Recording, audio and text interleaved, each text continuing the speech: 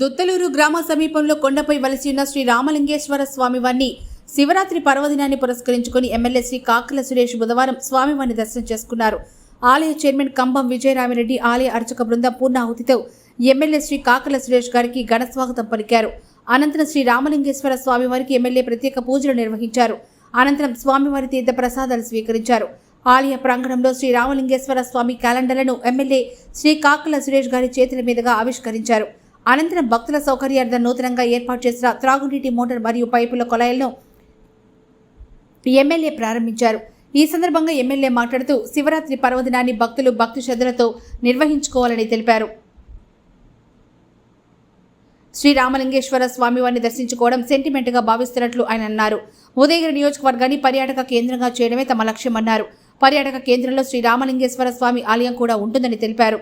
ఈ కార్యక్రమంలో మండల కన్వీనర్ వెంకటరత్నం, మాజీ జెడ్పీటీసీ సభ్యులు చీదర్ల మల్లికార్జున, వెంకటరెడ్డి, ఆలయ కమిటీ సభ్యులు, భక్తులు తదితరులు పాల్గొన్నారు.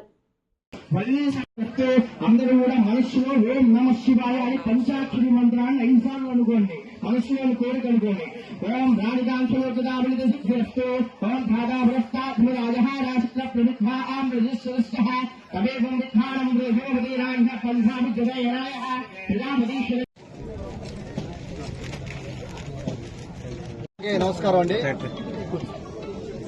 మహాశివరాత్రి పర్వదినం సందర్భంగా ఈరోజు మనం ఇక్కడ దుత్తలూరు మన అన్నగారు తెలుగుదేశం పార్టీ ఈ టెంపుల్స్ అన్ని డెవలప్ చేసి ఒక టూరిజం బెల్ట్ కింద ఉదయగిరి నియోజకవర్గాన్ని తయారు చేయాలన్నది మా సంకల్పం.